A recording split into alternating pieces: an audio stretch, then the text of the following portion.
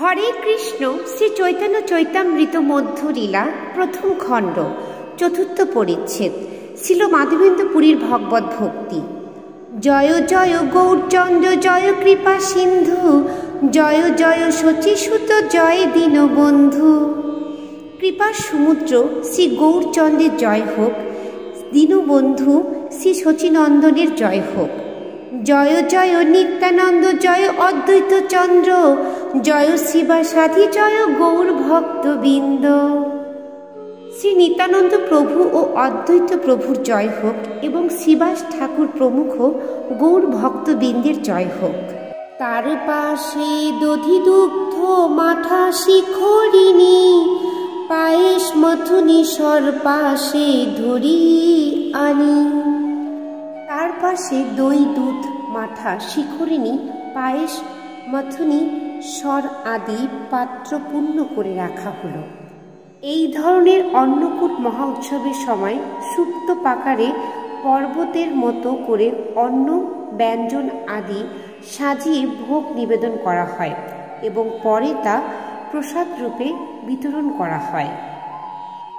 হেনমতে অন্নকূট করিল সাজন পুরী গোসাই গোপালেরে কইল সমর্পণ। এইভাবেই অন্নকূট সাজানো হলো এবং মাধবেন্দ্র পুরী গোস্বামী সব কিছু গোপালকে নিবেদন করলেন। অনেক ঘট ভরি দিল সুবাসিত জল বহুদিনের ক্ষুধায় গোপাল খাইল সকল।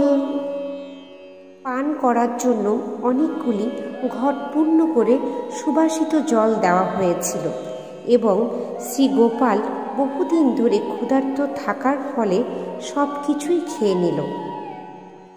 যদাপি গোপাল সব অন্ন ব্যঞ্জন খাইল তার হস্তে পর্শে পুন তেমনি হইল।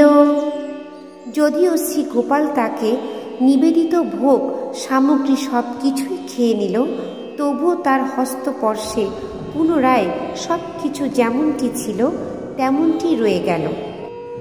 এখানে খুব ভালোভাবে তাৎপর্যতে ব্যাখ্যা করা হয়েছে যে নাস্তিকেরা বুঝতে পারে না যে কিভাবে শ্রী বিগ্রহরূপে প্রকাশিত হয়ে পরমেশ্বর ভগবান তার ভক্তের নিবেদিত ভোগ সামগ্রী গ্রহণ করতে পারেন। ভগবদ্ গীতায় 9:26 শ্রীকৃষ্ণ বলেছেন, পত্রম পুষ্পম ফলম তয়ম ইয়মে ভোক্তা প্রযচ্ছতি তদহম ভোক্তা অপহিতম আশ্রামি প্রযতাত্তন। ভক্তি ও প্রীতি সহকারে কেউ যদি আমাকে একটি পাতা, একটি ফুল, একটি ফল ও একটু জল দেয় তাহলে আমি তা গ্রহণ করি। ভগবান পূর্ণ এবং তাই তিনি ভক্তের নিবেদিত সমস্ত ভোগ সামগ্রী গ্রহণ করেন, কিন্তু তার চিন্ময় হস্তস্পর্শে সমস্ত খাদ্যদ্রব্য যেমনটি দেওয়া হয় তেমনটি রয়ে যায়। কেবল গুণগতভাবে তার পরিবর্তন হয় মাত্র। নিবেদন করার পূর্বে যা থাকে জড় খাদ্য, নিবেদন করার পর তা চিন্ময় প্রসাদে রূপান্তরিত হয়। ভগবান যেহেতু পূর্ণ, তাই ভোগ সামগ্রী গ্রহণের পরও তা তেমনি থেকে যায়। শ্রীকৃষ্ণের উচ্ছিষ্ট গুণগতভাবে শ্রীকৃষ্ণ থেকে অভিন্ন। শ্রীকৃষ্ণ যেমন অব্যয়, শ্রীকৃষ্ণের উচ্ছিষ্ট শ্রীকৃষ্ণ থেকে অভিন্ন হওয়ার ফলে তা অব্যয়। আর তাছাড়া শ্রীকৃষ্ণ তার যে কোনো অপ্রাকৃত ইন্দ্রিয় দিয়ে আহার করতে পারেন। তিনি চোখ দিয়ে দেখতে অথবা কেবল হাত দিয়ে স্পর্শ করার মাধ্যমেও আহার করতে পারেন। তা বলে মনে করা উচিত নয় যে শ্রীকৃষ্ণের আহার করার প্রয়োজন রয়েছে। তিনি সাধারণ মানুষের মতো ক্ষুধার্ত হন না, কিন্তু তবুও তিনি ক্ষুধার্ত হওয়ার মতো লীলা করেন এবং তাই তিনি যে কোনো পরিমাণের আহার করতে পারেন। শ্রীকৃষ্ণের ভোজন করার ব্যাপারে যে দর্শন রয়েছে তা আমরা আমাদের অপ্রাকৃত ইন্দ্রিয়ের দ্বারা অনুভব করতে পারি। নিরন্তর ভগবত সেবায় নিযুক্ত হওয়ার ফলে আমাদের ইন্দ্রিয়গুলি যখন পবিত্র হয় তখন আমরা শ্রীকৃষ্ণের নাম, রূপ, গুণ, লীলা, পরিকর ও বৈশিষ্ট্য আদি সব কিছুই হৃদয় রঙ্গম করতে পারি। জড় ইন্দ্রিয়ের দ্বারা কেউই শ্রীকৃষ্ণকে উপলব্ধি করতে পারে না, কিন্তু ভক্তের সেবায় সন্তুষ্ট হলে ভগবান স্বয়ং তার ভক্তের কাছে নিজেকে প্রকাশ করেন।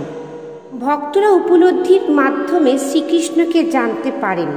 ভক্তিবিহীন জড়বাদী পণ্ডিতেরা কখনোই তার গবেষণার মাধ্যমে শ্রীকৃষ্ণকে এবং তার লীলা হৃদয়ঙ্গম করতে পারেন না। হরে কৃষ্ণ।